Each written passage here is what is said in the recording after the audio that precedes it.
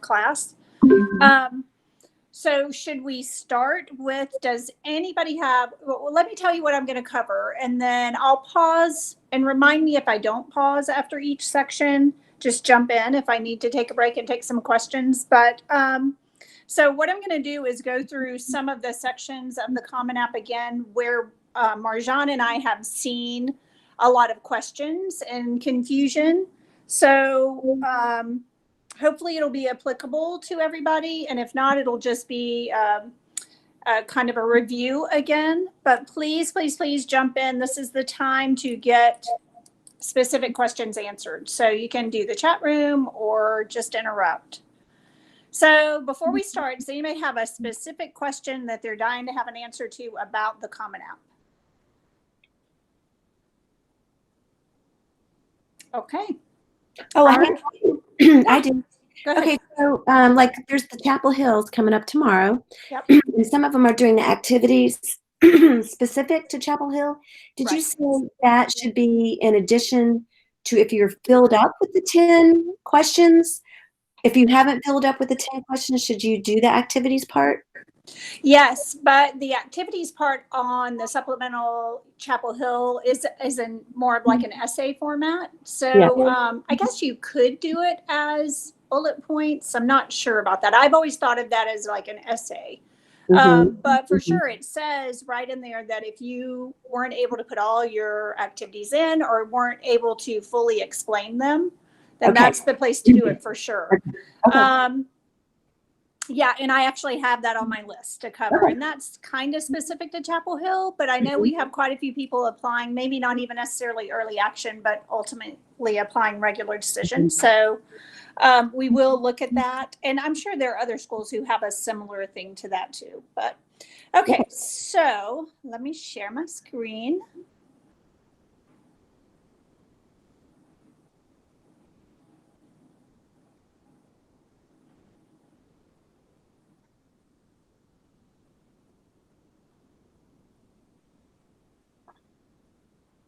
Okay, can everybody see my Common application? Yes. Okay, great. So I want to start by saying before we get into this that I know that this is our last class, but there's so many people that we haven't been able to meet with live because of changing schedules and jobs and whatever the reason might be. And as the deadlines to submit approaches, Marjan and I are happy to continue to meet with you guys and answer questions over email. Whatever you need help with, please continue to feel free to reach out, because there have been several of my students specifically that I haven't been able to touch base with. So I'm really still wanting to help you guys. Please don't think that this is because it's the last class, it's over and done. So with that said,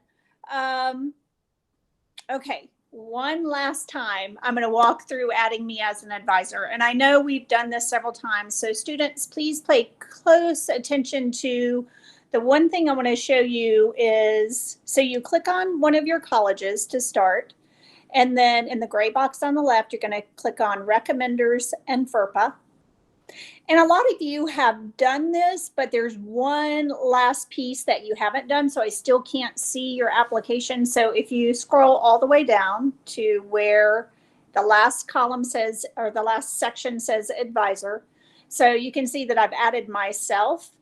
Look at this first one that says Tracy Hastings, invited on 8/10/2020. And then right under that in the little gray box or gray kind of oval is enable preview. You must click that for me to be able to see your application. Otherwise, it invites me to look at your application, but it doesn't actually let me see anything. I can see basic, like I can see if you have check marks beside things that you've completed, but I can't see any of the information. So please, please, please take time today or as soon as possible to enable the preview on your advisor section.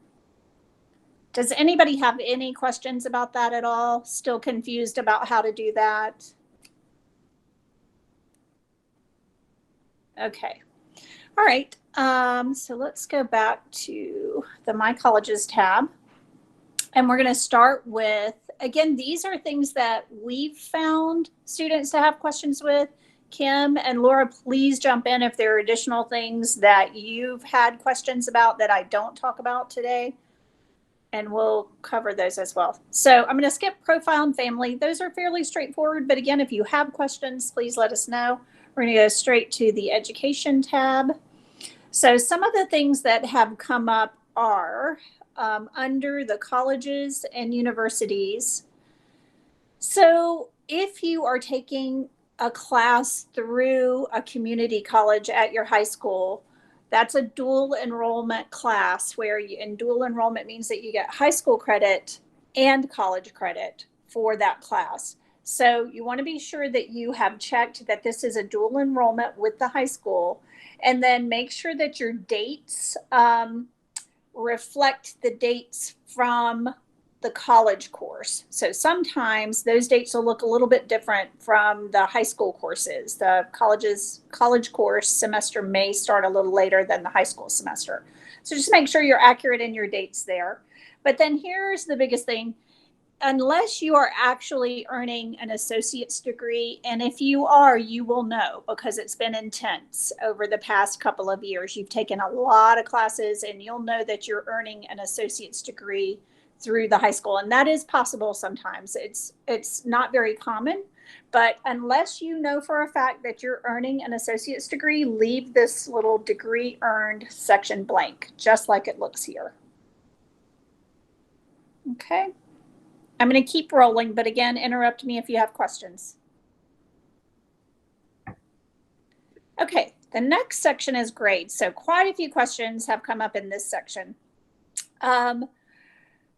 One thing that, because there are so many different high schools in this group, everybody's different.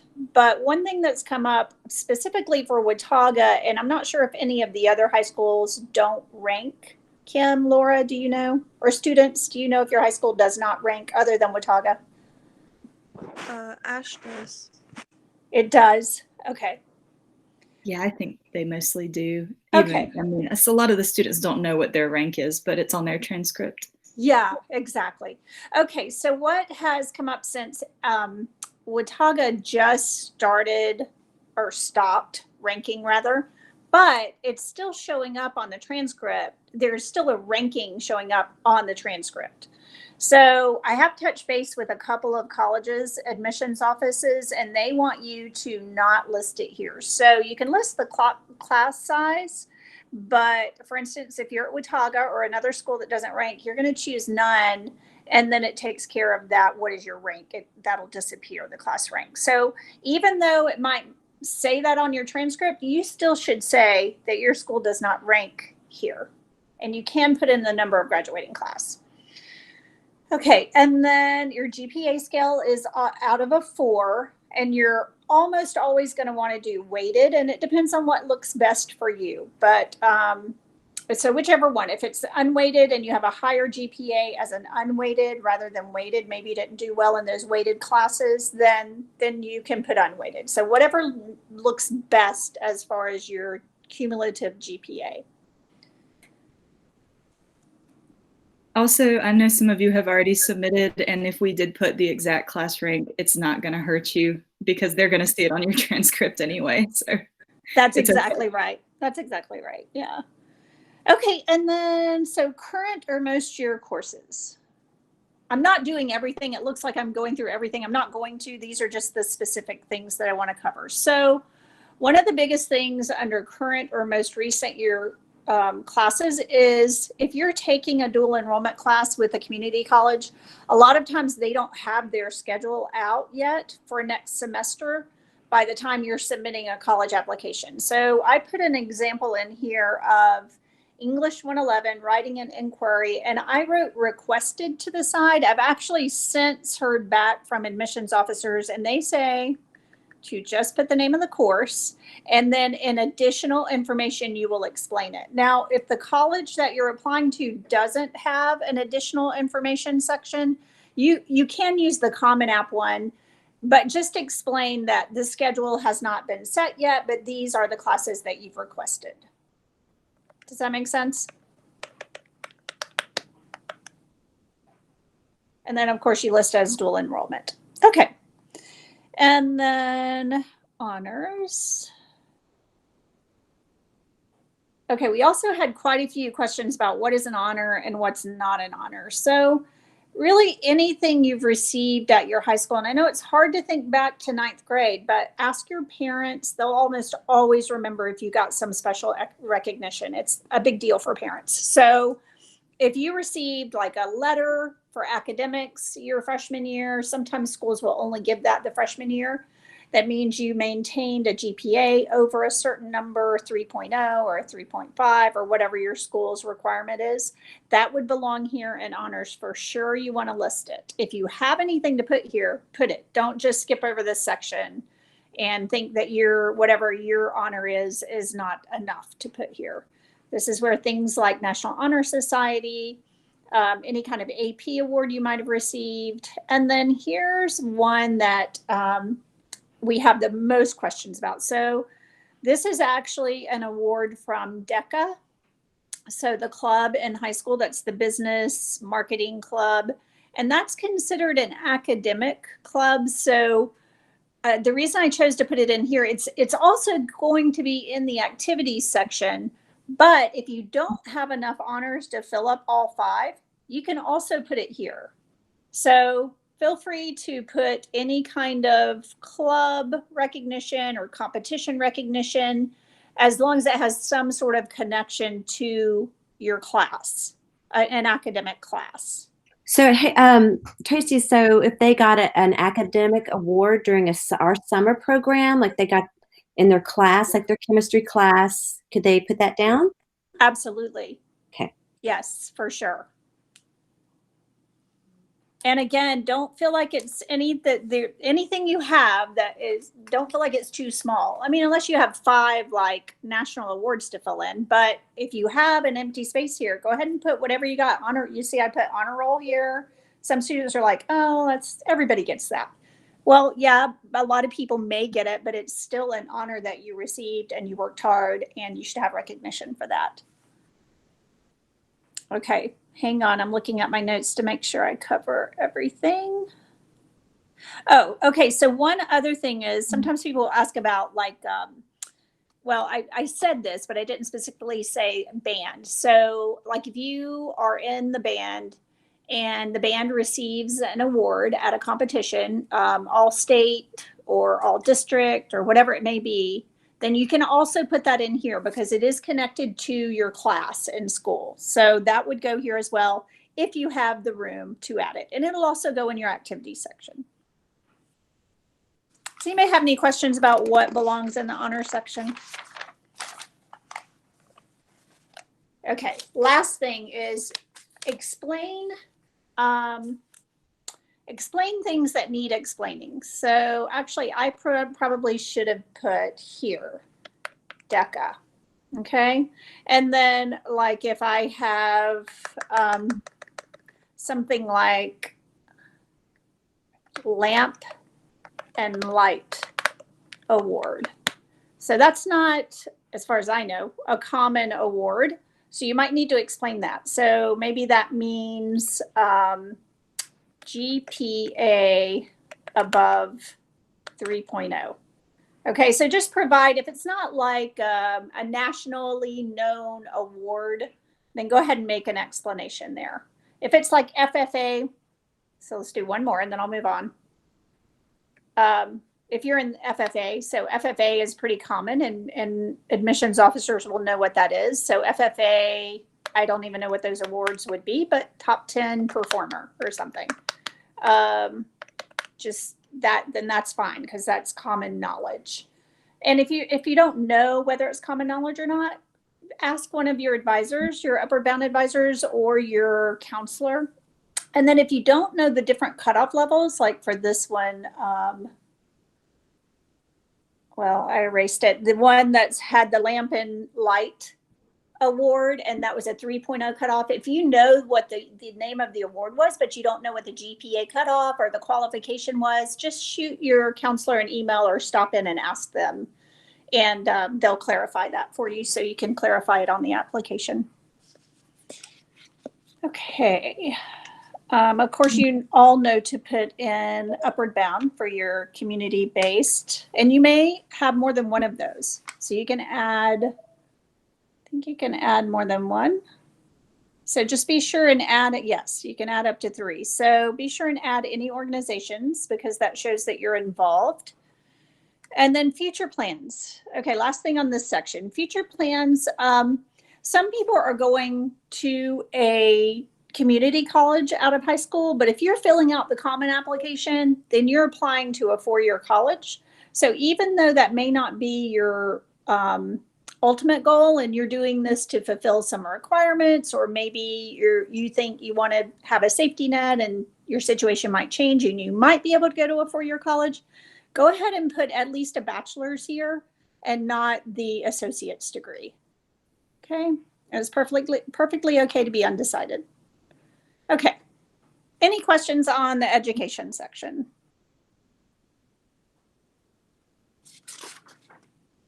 All right, so let's move on to activities. Oh, testing, I'm going to skip because the majority of you are not submitting tests this year. If you have any questions and you are submitting tests and you have any questions about how to do that or anything at all, or you're having trouble finding your test scores, I understand there's a lot of problems with getting the ACT scores from your test that you took last year, junior year. So just let us know if we can help you figure that section out. Okay, so activities. And Laura, you mentioned that this is where you're doing a lot of work with students. Are there any specific questions about the activities section or comments? From what I'm seeing, from what I've seen, it's just, finding a good way to describe what the activity is. I think for a lot of students, this is a surprisingly time-consuming section because they wonder like what order they should put it in, like what's really most important. And then, the hours per week and weeks per year kind of requires some calculations. So. Yeah, for sure. No, I completely agree. Other than the essay, this is definitely the most time consuming and takes up way more time than people think, just getting it right. So I put in a couple of activities here so you can see the biggest need is to be consistent with how you list activities. So let's see, let me go over a couple of general things first, and then I'll jump into comparing these activities. So it's best if you can, number one, start with your most impressive or important activity, because again, I know we say this all the time, but admissions officers read a ton of applications. And so they may not have time to get through all 10 of your activities or all 6 of your activities or how many ever you have on there. So you want to catch their attention with the first activity. So whatever that may be, and it doesn't have to be academic. There's no requirement. It's whatever is that you feel reflects what you do outside of school, and maybe you spend a lot of time doing it. Maybe it's a job, so it could be work. I have some students who work 30 hours a week, and that's just significant. And admissions officers will weigh that information with the rest of your application. Maybe you don't have straight A's or straight B's, but they see that you work 20 or 30 hours a week, then they're going to factor that in when they're trying to decide whether to admit you or not. So think about how to put the activities in a certain order. And these handy little arrows on the right-hand side of the page make it super easy. So all you have to do is click this arrow if you want to move that one up. And then that one moves up above the last one. So easy to play with that and move them up and down.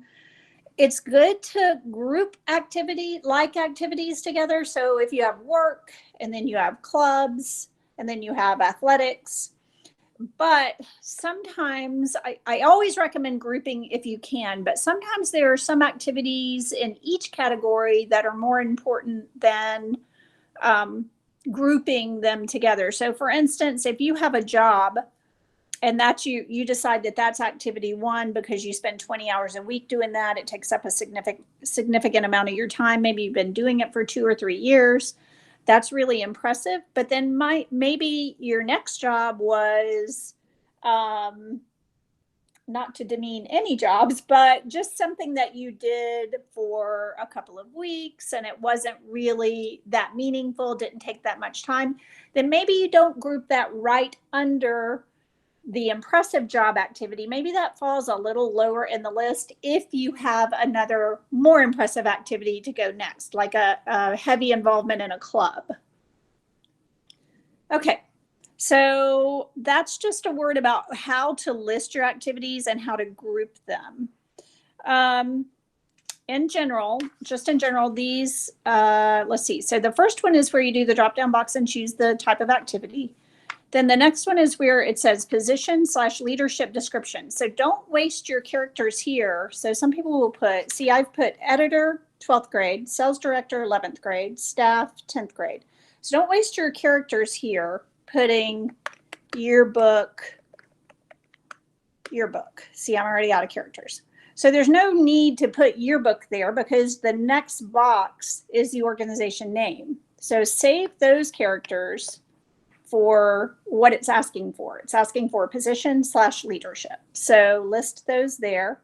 And then under organization name, you will put the organization name, the club name, yearbook, the job, the company name. Okay, and let's see. You want to be consistent. So look at activity 1 where I listed, so under the position leadership, I said editor, 12th grade, semicolon, right here, sales director, 11th grade, semicolon.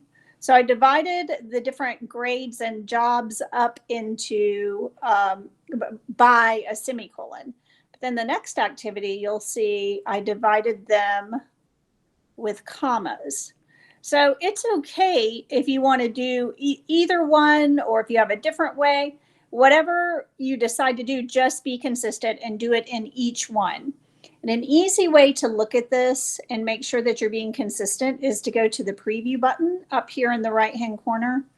And that'll let you look at them, not all together, but you can see 2 or 3 together at one time, and you can see what looks inconsistent. So you can see that my semicolon in the top one looks different from my comma in the second one. One more thing I want to point out from this screen is that, several things. Okay, so keep your punctuation and capitalization consistent. And then you'll see under academic, the yearbook entry, I've listed the most recent title first. So editor is the most impressive title of my yearbook career. So I'm going to list that first, and it's the most recent. So editor is 12th grade, and then I go down in year from there. So I list my 11th grade position, and then I list my 10th grade position. And so in the next one, you can see I did the opposite. So under debate and speech, I listed member 9th and 10th, VP 11th. So it's reversed. So again, make sure you keep it consistent. So I need to go into debate and speech and move VP to the front, and then switch member to be behind VP. So another way to make sure that you're being consistent. I'm going to pause for just a second and see if there are any questions or comments.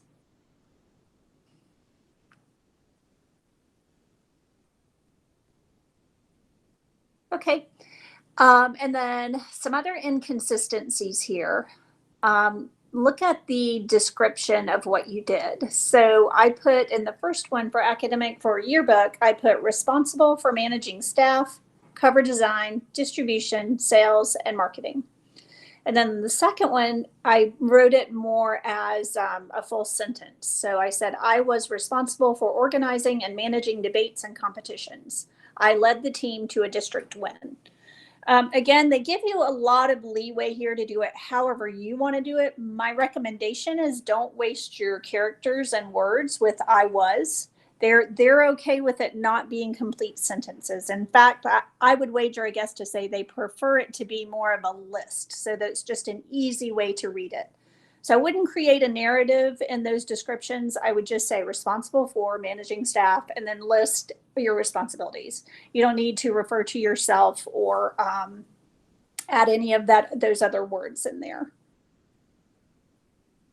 Okay, next inconsistency is look at the hours and weeks per year. So I listed the the yearbook, and I think I put that under the wrong title. I think that shouldn't be academic. I think there's a journalism yearbook category, and I'll switch that when we go back. So the first one I said I do that during the school year. So you'll see school listed. And then I say I do it for 8 hours per week, 38 weeks per year. So that's fine. And then the next one under debate and speech, I say I do it for 5 hours per week for 32 weeks per year, but I also list that as a school year activity. So somehow I've lost some weeks in the school year between academic or yearbook and debate and speech. So again, just make sure you're consistent. Technically, there are 38 weeks in a school year. Now, I know it's a little different right now because of COVID, but presumably, if you're part of the yearbook staff or debate and speech, hopefully you're still doing some sort of virtual thing. And so you still count that. It doesn't mean that you're going and sitting in a classroom or going to meet in the workroom for yearbook. You're probably doing things online. So you still count those weeks and hours. Laura, Kim, any comments on that? I feel like we've done some heavy estimating on those time commitments. Yeah, I know. The 38 weeks a year is pretty much the only thing that's been consistent for us. And then, we've tried to estimate out like how much time they've committed to Upward Bound by averaging like the summer academy plus the school year activities. And I think they're pretty good shape with that. But, I think the challenge is just to make that time illustration like represent the amount of effort that they have put into the activity. I agree. I think that's especially a difficult one because you do have such an intense summer program. I wonder, and this would probably need to go through some admissions officers to double check, but it seems almost like you could list it as two different things if they have room. But we have before. I've done it Yeah. both ways. Yeah, I've done it both Yeah. ways. Yeah, so I understand, and that I sit with students for a really long time, and students are very conscientious about the number of hours they spend doing things. They don't want to overestimate, but then I usually have to get them to put the hours up more because they haven't counted for travel time or, things like that. So anyway, make sure you keep your hours and your weeks consistent there. And again, I'm going to go back up and change this yearbook. I guess it could be considered academic as well, but really it probably should go under journalism and publication.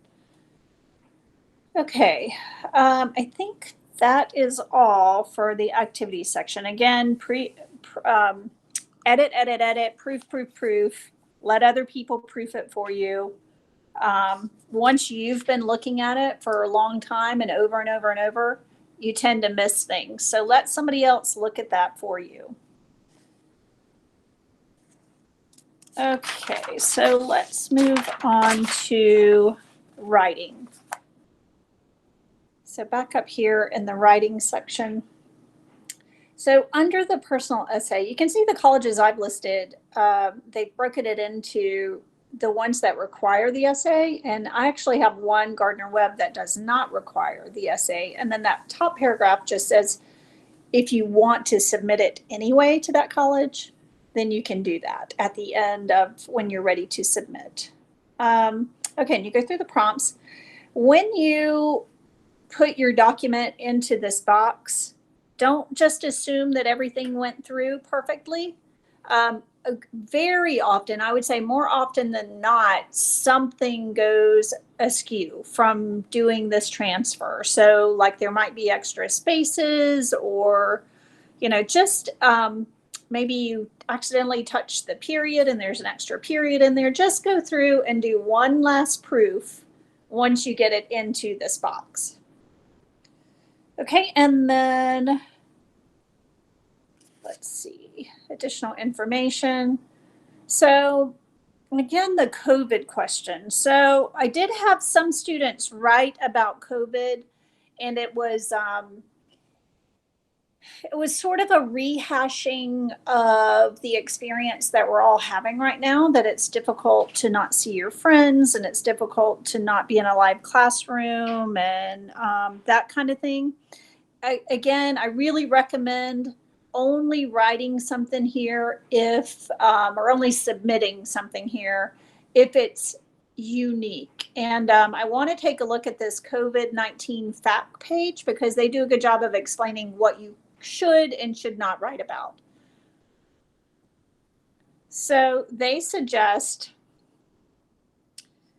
let's see, there's also no need to describe how your school responded to events. Your counselor will have an opportunity to discuss impacts like closures, online instruction, and grading policies. Instead, consider how these events may have impacted you, your family, and your learning environment.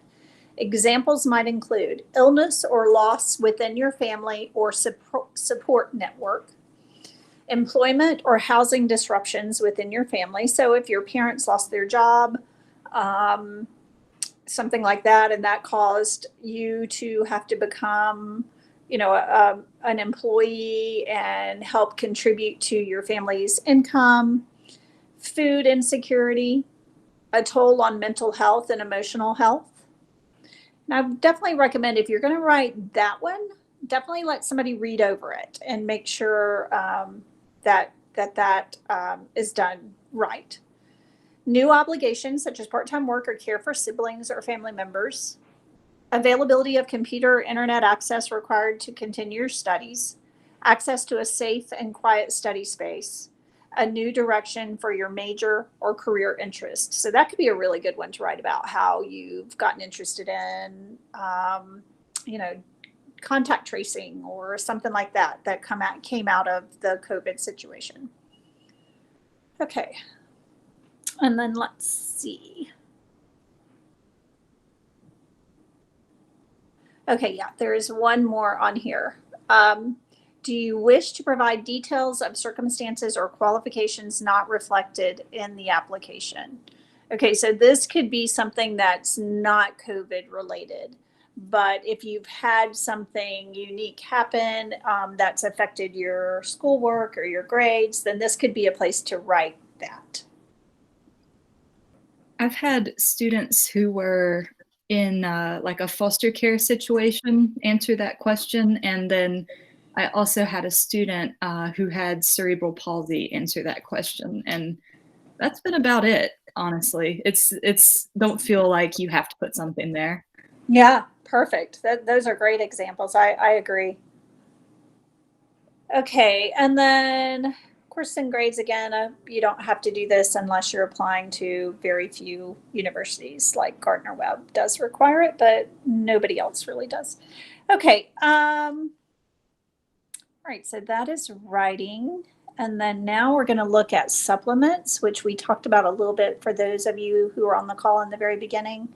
Okay, let's look at specifically Chapel Hill.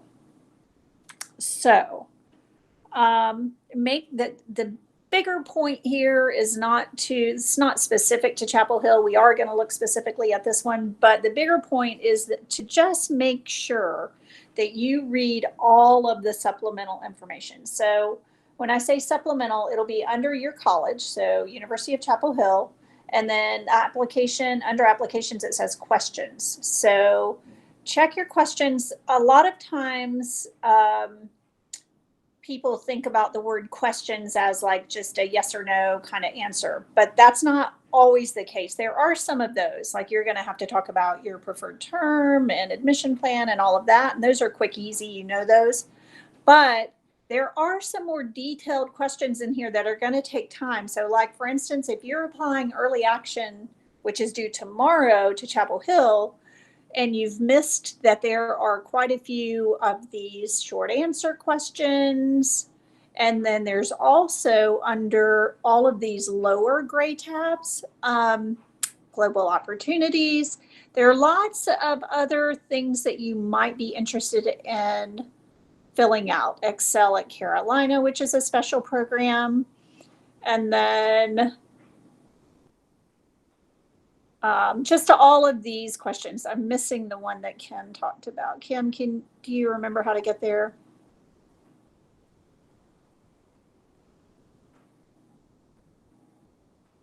Oh, it's the activities. I'm sorry. Activities question. Are you guys still there? Yep. Okay, I great. think she might be on the phone. She was. Okay. I'm sorry. Student. I was talking with the mute button on. Okay. Yeah. Oh, okay. No problem. I found it. This is what you were talking about, right? The Yes. activities Yes. question. Uh-huh. Yeah. So this says, we hope you'll share with us the activities that you found especially worthwhile. We also hope you won't feel compelled to tell us everything you've done, or worse yet, to do things that mean little to you just because you think we expect them. Low profile pursuits can be just as meaningful as ones that draw more attention, and fewer activities can be just as good and sometimes even better than more activities. For example, although starting a new club can be a great experience and helpful to others, so can caring for siblings, parents, or grandparents, working outside the home to put food on the table, or being a good and caring friend. For these reasons, although we're glad to receive complete resumes, we don't require or encourage them. Instead, if you choose to submit something that goes beyond what you're providing through your common application, keep it brief, focus less on including everything and more on choosing and explaining the things that have meant the most to you, and upload it here. So go ahead, Kim. Did you want to say something? Oh, no. Mm-mm. Oh, somebody No. else? Okay, I thought I heard somebody. So you heard the words there, don't upload a resume here unless you just could not. So you have 10 spots for activities in the Common App. And so if you have 2 more super impressive activities that you can't fit in there, then maybe you can just write about them in this section. I discourage a resume because they've asked you, one, not to do it. And so you're kind of not really doing what they requested, unless it is a really unique situation. But otherwise, just use the format that they've asked you to use. It streamlines their process and makes them happier with you as an applicant if you follow their directions. So, yeah, so just if you feel there's something that you couldn't fully explain in the activities section, so maybe you listed about a job that you've had for 2 years and there's just way too much to say that you couldn't get into that 150 character explanation, then you can talk about that here. And again, sometimes people are afraid to list, they undervalue some of their activities. So they're afraid to list things like babysitting, especially when it's for your family or your siblings, or they think that that's not impressive or important, but it really, really is. I can't stress that enough, that the things that you do to help your family or your friends or your neighborhood, and you might think it's nothing, they really want to hear about that. It makes an impression. It's a good way for them to see what kind of person you are and how you spend your time. So please use this space if you have additional information to add. But again, the bigger overview of this, because not everybody's applying to Chapel Hill, but the bigger overview is so you can see that if you didn't look at this ahead of time and the application is due tomorrow, you've missed a real opportunity if you have something special to say here. So make sure that as you're adding colleges to your list, even if the deadline is a month or 2 months away for submitting, go ahead and go through each of them and at least take a look at what the opportunities are for you to add to your application. Kim, did that answer what you wanted to say about this activity section? Do you want to add anything? No, that was good. Thank you. Okay. Yeah. Okay. Okay. All right. Really, I think I covered everything. Maybe I went way too fast. Those are the notes that Marjan and I had to kind of wrap up from the whole 6-week class, just things that we've heard questions about and specific problems. So I'm going to open it up again. Any questions at all, please feel free. There are no stupid questions. Ask anything you want to know about the application.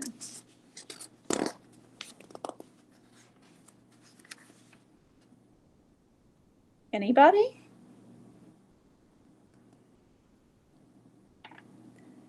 Laura and Kim, do you guys have anything to, I'm going to stop. Well, I'm going to wait just a minute in case I still need to share my screen for any questions. But do you guys want to look at anything else on here? I think that was very thorough. I think for this part, they're pretty good. Okay. Then after this, I've noticed that after we submit the Common App, it has been taking 2 to 3 days for them to get the emails to set up their portals at whichever school they just submitted the application for. So, once they get those portals like my UNC, then we're having them log on that and just double check, because they'll show a nice checklist that they've received everything. And if they need to follow up and like harass their school counselor to send their transcript, then at that point they can do that. That's such a good point. I actually had written that down on a separate piece of paper to, like, for follow-up items, to keep checking back and make sure that your recommenders have submitted. And don't bug them, but if it's getting close, you might want to just send them a little reminder and say, hey, just checked my Common App. Wanted to make sure you were planning to do my recommendation, and maybe give them the deadline for submitting your applications. So is it not, so the deadline, Laura and I were talking about this earlier, the deadline for recommenders or the teacher's recommendations are a little bit later than the actual deadline that they have for their school. Is that correct? That's correct. Yes. So they usually have a certain amount of time after they submit the application, and that's true of recommendations, school report, counselor's report, and test scores. So yeah, like if you're applying to, about sorry, it. If it's go ahead. In. So Thursday, I mean, doesn't, like for the Chapel Hill people, they don't have to have their recommenders sent. I mean, already sent their recommendations. They don't need to be upset if they haven't received them yet, because That's they'll have. correct. Yes, that's absolutely right. Yeah, they have. I don't know exactly what the time is, but it's significant. So yeah, they have time to have all of that submitted.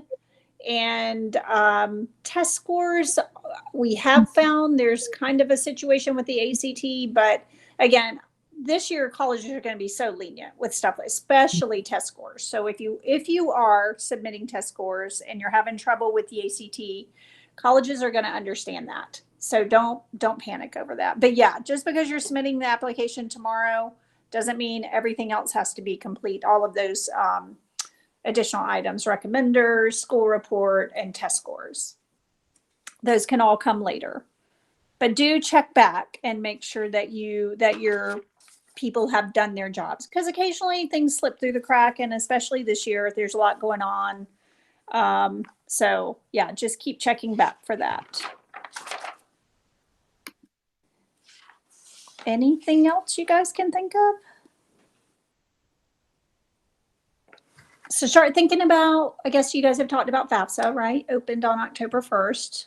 And then also in the spring, you'll have the opportunity to do scholarship applications. So I've quite often seen, I sat on a scholarship committee, and I've seen scholarships that go unawarded because people didn't apply to them. So sometimes you think you might not qualify for a scholarship, but I would say if you're close to qualifying, always apply, especially for those high schools who have just one application that you can fill out and submit for a lot of different scholarships. Just do that. You just never know who might get a scholarship. And I've seen a lot of money left on the table. And these are those small local scholarships, not the nationwide Coca-Cola SA scholarship. Like, don't waste your time on those. But it's the little ones that are, we oftentimes hear from the school counselors at like ASH that they have a scholarship that no one's applied for. So we'll try to like get a couple of our Upward Bound students to apply to it real quick, and they almost always get them. And it might not be like a big $50,000 scholarship, but if you get 2 or 3 that are worth like $2,000 or $3,000 a piece, it can make a huge difference for you. So we'll be on you about that spring. That's good. And then sometimes though your university you're applying is a separate scholarship application. I know like ETSU, we have a separate one, and I think Western might Gideon and I kind of found that one too. You definitely, once you submit your application, sometimes you're just putting in the hat for all of the offers, but also you may have that you need to complete that information too. Absolutely. And I couldn't, Kim, you were a little cutting out for me. But I also think that you should pay attention to application deadlines. So for some schools, even though to scholarship application deadlines, some schools have an application deadline, but then the scholarship deadline might be earlier. So you really have to be on top of that and looking at all those dates, just, constantly checking dates and being aware of that. Anybody have any questions at all? If you haven't already and we're working on your Common App, please, please, please try to get your transcript. It's so much easier to do a lot of the things on your application if you have a transcript with you, and not last year's transcript, but you'll need this year's transcript because it'll have the list of the classes for this year, your current GPA. If you have one from middle of semester last year, that's not what you want to use for the application. Yeah, and Laura and I, we have your transcripts. So if you don't have your copy, we can send you a screenshot. Oh, that's fantastic. Yeah. Mm-hmm. Guys, it's been wonderful working with you guys. Again, please, please, please continue to contact us. We are so happy to keep working with you. And I do